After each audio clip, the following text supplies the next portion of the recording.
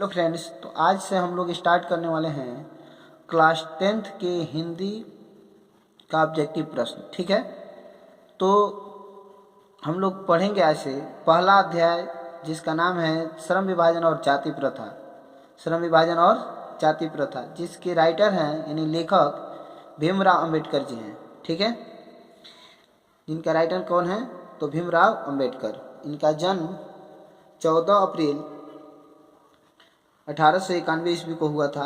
और कहाँ पे हुआ था? तो महू मध्य प्रदेश में। ठीक है, महू मध्य प्रदेश में। तो देखिए, हम लोग इसमें का पहला प्रश्न देखने वाले हैं, यानी इस पाठ से जो सबसे महत्वपूर्ण प्रश्न बनने वाला है, यानी पहला देखने वाले हैं जो है यहाँ पर है। देखिए कि 1 नंबर प्रश्न है, बाबा साहब भीमराव अम्बेडकर एक डैश डैश भी थे। बाबा साहब भीमराव अम्बेडकर क्या थे बाबू? तो इसमें देखिए डैश डैश यानी भी थे बोला गया है। तो पहला नंबर में है कि गायक। तो भीमराव अम्बेडकर जी गायक नहीं थे, अभिनेता भी नहीं थे, और एक क्या नहीं थे? संगीतकार भी नहीं थे। तो ऑप्शन नंबर क्या हो सकता है? डी, यानी ऑप्शन नंबर डी यानी वकील। यानी बाबा साहब भीमराव अम्बेडकर एक क्या थे? मतलब एक वकील भी थे। ठीक है, आगे फिर बढ़ते हैं लोग। इसमें आपका ऑप्शन नंबर डी हो जाएगा 1 नंबर के लिए। उसके बाद 2 नंबर में है डैश डैश की दृष्टि से भी जाति प्रथा गंभीर दोषों से युक्त है। यानी किसके दृष्टि से भी जाति प्रथा जो है गंभीर दोषों से सम्मिलित है। यानी युक्त मतलब होता है सम्मिलित है। तो किसकी वजह से गंभीर दोषों से सम्मिलित है? तो देखिए इसमें जो हो जाएगा ना, यहाँ पर दिया है श्रम विभाजन। यानी श्रम विभाजन की दृष्टि से, यानी इसके दृष्टि से भी जाति प्रथा क्या है? यानी गंभीर दोषों से सम्मिलित है। यानी गंभीर दोषों से सम्मिलित यानी श्रम विभाजन की वजह से। ठीक है ना। चलिए आगे, इसमें ऑप्शन नंबर सी हो जाएगा। आगे बढ़ते हैं हम लोग, यानी तीसरा नंबर प्रश्न को देखते हैं कि श्रम विभाजन और जाति प्रथा पाठ के केंद्र में है। मतलब यहाँ बोला गया है कि श्रम विभाजन और जाति प्रथा पाठ के केंद्र में है। मतलब इस पाठ के केंद्र में क्या हो सकता है? तो इसी में से न कोई होगा, या तो श्रम विभाजन या नहीं तो जाति प्रथा। तो देखिए यहाँ पर ऑप्शन में कहीं दिख रहा है जाति प्रथा? देखिए यहाँ पर है, यानी जाति प्रथा इसके केंद्र में, मुख्य केंद्र यही ना है जाति प्रथा। ठीक है, तो यहाँ ऑप्शन नंबर सी हो जाएगा। ठीक है, ऑप्शन नंबर सी। आगे फिर बढ़ते हैं लोग। लोकतंत्र मूलतः सामूहिक जीवन चर्चा। लोकतंत्र मूलतः सामूहिक जीवन चर्चा, सामूहिक जीवन की चर्चा, यानी यहाँ पर एक रीति रिवाज तथा समाज के मिला करके, यानी सम्मिलित अनुभवों के आदान प्रदान का नाम है। माने लेन देन यानी आदान प्रदान होता है, सामूहिक जो अनुभव होता है, सम्मिलित अनुभव के आदान प्रदान के नाम है यह पंक्ति। यह जो पंक्ति है किस पाठ से, यानी डैश डैश पाठ से लिया उद्भव है, यानी लिया गया है। किस पाठ से लिया गया है? तो देखिए इसमें दिखा रहा है कि कौन पाठ से लिया गया है। तो देखिए यहाँ पर शिक्षा और संस्कृति अभी उस पाठ से तो लिया नहीं गया है। नागरी लिपि उसका भी स्टडीज नहीं किए हैं, लेकिन इसमें हम लोग ये जो हम लोग पढ़े हैं, यह किस पाठ में हम लोग पढ़े हैं? तो इसमें देखिए श्रम विभाजन और जाति प्रथा है, यानी इसी पाठ से लिया गया है। यानी जो यह पंक्ति है इसी पाठ से लिया गया है। इसमें ऑप्शन नंबर क्या हो जाएगा? डी। ऑप्शन नंबर डी होगा, श्रम विभाजन और जाति प्रथा इसी पाठ से ही लिया गया है। ठीक है ना। ये जो वाक्य है कहाँ से लिया गया है? तो श्रम विभाजन और जाति प्रथा से ही। ठीक है, आगे हम लोग बढ़ते हैं।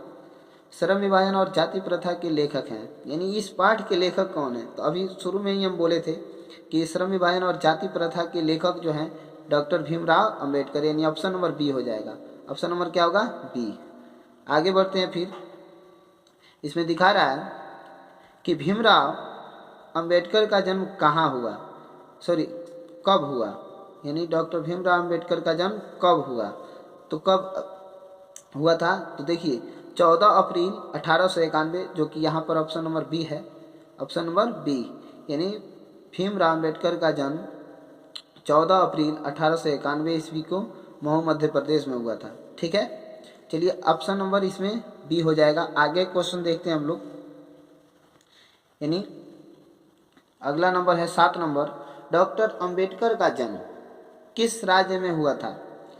यानी डॉक्टर अंबेडकर का जन्म किस राज्य में हुआ था। देखिए 2019 में भी पूछा है, 2022 में भी पूछा है, यानी बहुत ही महत्वपूर्ण प्रश्न है। तो देखिए यानी 7 नंबर जो प्रश्न है इसका आंसर हो जाएगा, यानी किस राज्य में हुआ था, तो मध्य प्रदेश में हुआ था।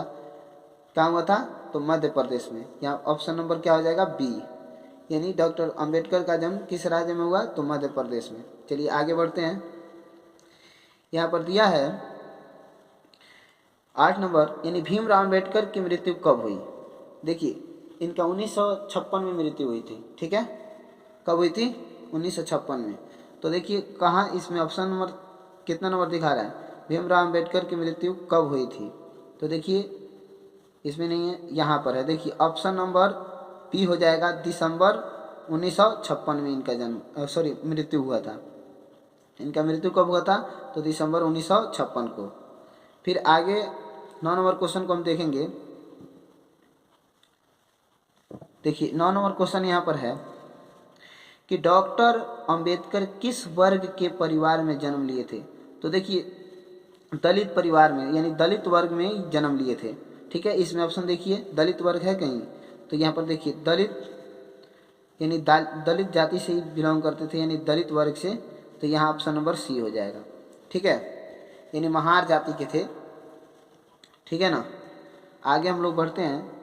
10 नंबर प्रश्न है, जातिवाद के पोषकों द्वारा श्रम विभाजन, यानी जातिवाद के बढ़ावा देने वाले जो होते हैं उनके पोषकों द्वारा श्रम विभाजन किसका दूसरा रूप माना जाता है। तो देखिए जातिवाद के पोषकों के द्वारा माने श्रम विभाजन जो है ना, यानी किसका दूसरा रूप माना जाता है, तो जाति प्रथा के दूसरा रूप, ठीक है ना। यानी श्रम विभाजन किसका दूसरा रूप है बाबू, तो जाति प्रथा के। ऑप्शन नंबर इसमें क्या होगा, बी होगा। ऑप्शन नंबर बी टिक कीजिए। आगे बढ़ते हैं। फिर 11 नंबर प्रश्न में, यानी जाति प्रथा किस प्रकार का श्रम विभाजन है। यानी जाति प्रथा जो है किस प्रकार का, जाति प्रथा किस प्रकार का श्रम विभाजन है। तो देखिए ये स्वाभाविक नहीं है, ये अस्वाभाविक है, ठीक है। जाति प्रथा जो है किस प्रकार का श्रम विभाजन है, तो अस्वाभाविक है, माने किसी के स्वभाव के ऊपर डिपेंड नहीं कर रहा है, ये अपने हिसाब से बनाया जा रहा है, ठीक है ना। अगर मान के चलिए कि जाति प्रथा को हम उसके अनुसार श्रम विभाजन हम करते हैं तो क्या होगा, प्रॉब्लम होगा। जैसे जिस जाति का लोग है उस जाति में काम करने के लिए अगर उसकी जाति में काम ना मिले तो उसका क्या हो सकता है, यानी भूखे मरेगा, भूखा रहना अच्छा नहीं, इसलिए अस्वाभाविक यानी श्रम विभाजन हो जाएगा, ठीक है ना, अस्वाभाविक होगा। आगे बढ़ते हैं। जाति प्रथा के अनुसार, यानी जाति प्रथा के अनुसार श्रम विभाजन का आधार क्या है। तो देखिए यहाँ पर दिया है जाति प्रथा के अनुसार श्रम विभाजन का आधार क्या है। तो अगर कोई जाति प्रथा के अनुसार अगर किसी को काम दिया जा रहा है, यानी कहने का अर्थ ही है कि अगर उसको काम जो दिया गया यानी जाति प्रथा के अनुसार हो तो वह अपने पैतृक, मतलब जो होता है ना पैतृक पेशा में बन जाता है। जो उसके पिताजी काम करते हैं तो उसको भी वही काम करना पड़ेगा। तो इसका आधार क्या हो जाएगा, वो पैतृक पेशा। यानी जाति प्रथा के अनुसार श्रम विभाजन का आधार क्या है, तो पैतृक पेशा, यानी पूर्वजों का ही पेशा, यानी जो काम करते हैं वही काम उसको भी करना पड़ेगा, उसी में बांध दिया जाएगा, ठीक है ना। तो ये क्या हो जाएगा, पैतृक पेशा। ऑप्शन नंबर सी हो जाएगा 12 नंबर का। आगे बढ़ते हैं लोग। देखिए 13 नंबर में है श्रम विभाजन और जाति प्रथा शीर्षक किनके द्वारा हिंदी में रूपांतरित है। मतलब इसको हिंदी में रूपांतरित कौन किए थे। तो देखिए इसको हिंदी में रूपांतरित करने वाले ललई सिंह यादव थे। कौन थे, तो ललई सिंह यादव। ऑप्शन नंबर इसमें क्या हो जाएगा, सी, ठीक है। इसको हिंदी में रूपांतरित करने वाले कौन थे, तो ललई सिंह। अच्छा देखिए यहाँ पर प्रश्न है, यानी श्रम विभाजन और जाति प्रथा शीर्षक पाठ कौन सी विद्या है। तो देखिए श्रम विभाजन और जाति प्रथा शीर्षक पाठ की कौन विद्या है, तो यह एक जो है निबंध है। क्या है बाबू, तो निबंध है। क्या है, तो निबंध है। आगे फिर बढ़ते हैं। विडंबना का अर्थ क्या होता है। विडंबना का अर्थ होता है उपहास। विडंबना का अर्थ क्या होता है, तो उपहास। याद रखिएगा लोग, विडंबना का अर्थ उपहास। सच्चे लोकतंत्र प्रायः है, कहाँ मिलते हैं बाबू, सॉरी, सच्चे लोकतंत्र का अर्थ क्या होता है, यानी प्रायः है क्या ये, तो देखिए सच्चे लोकतंत्र का अर्थ होता है कि भाईचारा, यानी भाईचारा बना के रहिए, ठीक है। तो सच्चे लोकतंत्र का पर्याय हो जाएगा भाईचारा, ठीक है। फिर आगे हम लोग 17 नंबर क्वेश्चन देखेंगे लोग। यहाँ पर 17 नंबर प्रश्न दिया है यहाँ कि भीमराव अंबेडकर के प्रेरकों के क्या क्या नाम थे, यानी किससे प्रेरित थे भीमराव अंबेडकर जी जो थे, किससे प्रेरित थे, उनके प्रेरकों का नाम बताइए। तो सबसे पहले तो ये बुद्ध से प्रेरित थे। तो देखिए यहाँ पर बुद्ध हैं, option number C Buddha, Kabir, Jyotiba Phule, ये तीनों आदमी से ही क्या थे, यानी प्रभावित थे। तो ऑप्शन नंबर क्या हो जाएगा, सी, यानी बुद्ध से, कबीर से और ज्योतिबा फूले से, ठीक है ना। यानी तीनों से क्या थे, यानी कुछ ना कुछ सीखे थे, उनसे प्रभावित थे। आगे बढ़ते हैं लोग। ऑप्शन नंबर हम लोग, सॉरी, क्वेश्चन नंबर हम लोग यानी 18 नंबर देखेंगे। लाहौर का वार्षिक सम्मेलन कब हुआ। तो लाहौर का वार्षिक सम्मेलन जो है 1936 को हुआ था। कब हुआ था, तो 1936 को। ऑप्शन नंबर क्या हो जाएगा, बी हो जाएगा। आगे बढ़ते हैं लोग।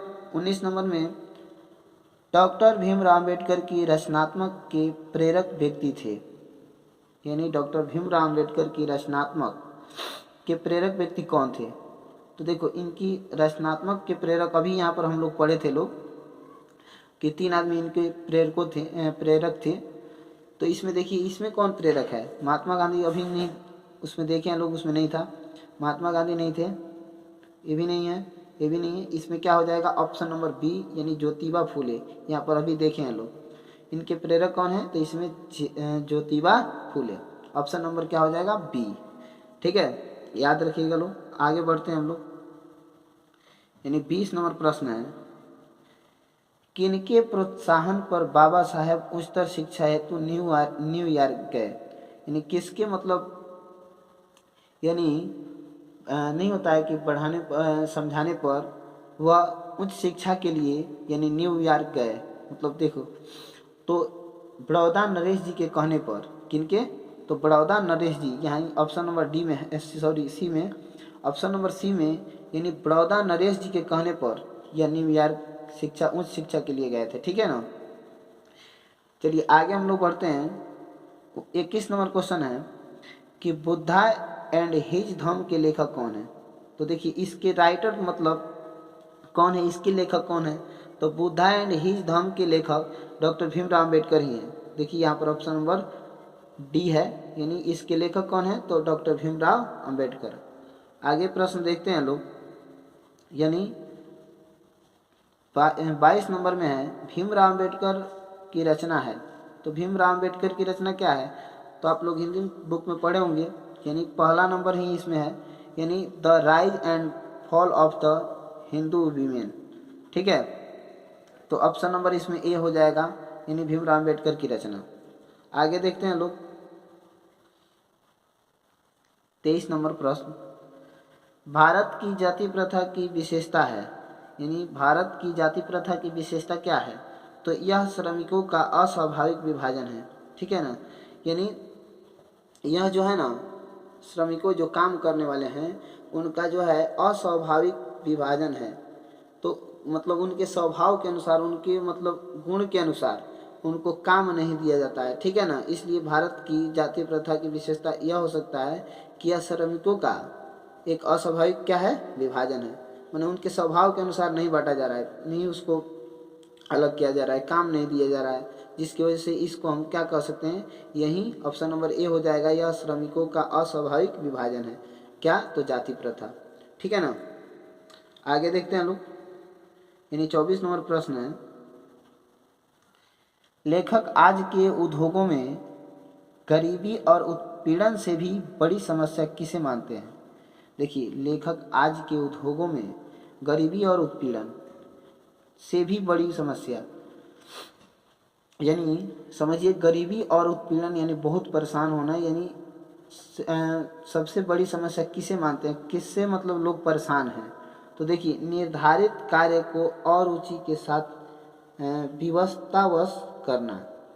जैसे देखिए मतलब कोई काम आपको रुचि नहीं लग रहा है फिर भी आपको वही काम कराया जाए तो आपको अच्छा नहीं लगेगा। वैसे ही जो जिस जाति का है उसी काम में अगर डाल दिया जाए और वो करना नहीं चाहता है तो उसको कुछ ना कुछ असहजता फील होगा। इसलिए ऑप्शन नंबर इसमें ए हो जाएगा कि निर्धारित कार्य को मैंने फिक्स कार्य कर दिया हम और उसको अरुचि मैंने रुचि के साथ नहीं, मतलब अरुचि के साथ कोई अगर काम कर रहा है तो उसके लिए सबसे ज़्यादा गरीबी और उत्पीड़न समस्या हो जाएगा। ठीक है ना, बड़ी समस्या हो जाएगा। तो इसको हम कह सकते हैं विवशता पूर्वक विवशतावश करना। ठीक है ना, निर्धारित कार्य को अरुचि के साथ विवशतावश करना। ठीक है ना, बिना मन का कोई काम करना बेकार तो लगवे करेगा।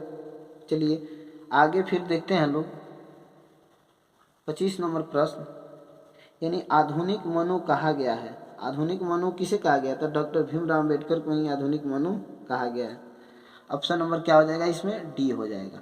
आगे प्रश्न देखते हैं बाबू कि लेखक की दृष्टि से विडंबना की बात क्या है। तो लेखक की दृष्टि से विडंबना की बात यह है, विडंबना का अर्थ तो उपहास होता है, तो लेकिन इसमें ऑप्शन नंबर ए हो जाएगा। देखिए जातिवाद के पोषकों की कमी नहीं है, यानी जातिवाद को बढ़ावा देने वाले बहुत लोग हैं। ठीक है ना, इसलिए ऑप्शन नंबर ए हो जाएगा। लेखक की दृष्टि से विडंबना की बात क्या है? तो जातिवाद के पोषकों की कमी नहीं है, तो ऑप्शन नंबर क्या होगा? ए हो जाएगा। चलिए आगे बढ़ते हैं।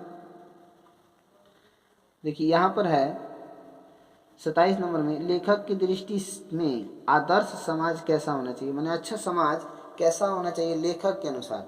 तो देखिए लेखक के अनुसार जिसमें स्वतंत्रता हो, भाईचारा रखता हो, यानी समता भ्रातृत्व का भाव हो, यानी भाईचारा का भाव हो, तो यही ना हो सकता है। ऑप्शन नंबर यही हो जाएगा। ठीक है ना, आदर्श समाज कैसा होना चाहिए? तो ऐसे। ठीक है, ये ऑप्शन नंबर ए। आगे प्रश्न देखते हैं 29 नंबर। ठीक है, भारतीय संविधान के निर्माता के रूप में 28 नंबर ना, यहाँ पर देखिए डॉक्टर अंबेडकर ने किस पत्रिका का संपादन किया था, मैंने किस पत्रिका का संपादन किया था। तो देखिए इसमें ऑप्शन नंबर सी हो जाएगा, बहिष्कृत भारत। बहिष्कृत भारत। ठीक है, उसके बाद भारत संविधान के निर्माता के रूप में हम किन्हें जानते हैं? तो भारत संविधान के निर्माता के रूप में हम लोग भीमराव अम्बेडकर जी को जानते हैं। ऑप्शन नंबर इसमें क्या हो जाएगा? बी। चलिए उसके बाद हम लोग देखेंगे डॉक्टर अंबेडकर का वाङ्मय हिंदी के कितने खंडों में प्रकाशित हो चुके हैं। तो देखिए इनके जो वाङ्मय है, जो इनकी रचना है, यानी 21 खंडों में क्या की गई है बाबू? प्रकाशित हो चुकी है 21 खंडों में। ऑप्शन नंबर इसमें क्या हो जाएगा? तो ऑप्शन नंबर हो जाएगा इसमें डी। आगे प्रश्न देखते हैं, डॉक्टर भीमराव अम्बेडकर के पिता का क्या नाम था? डॉक्टर भीमराव अम्बेडकर के पिता का नाम क्या था? तो देखिए डॉक्टर भीमराव अम्बेडकर के पिता का नाम रामजी सकपाल था। ठीक है ना, उनके पिताजी का नाम क्या था? रामजी सकपाल। फिर उसके बाद 32 नंबर प्रश्न जो है, डॉक्टर भीमराव अम्बेडकर की माता का क्या नाम था? तो उनके माता का नाम जो था भीमाबाई था। ठीक है ना, तो आज के लिए इतना ही। मिलते हैं फिर नेक्स्ट क्लास में अगले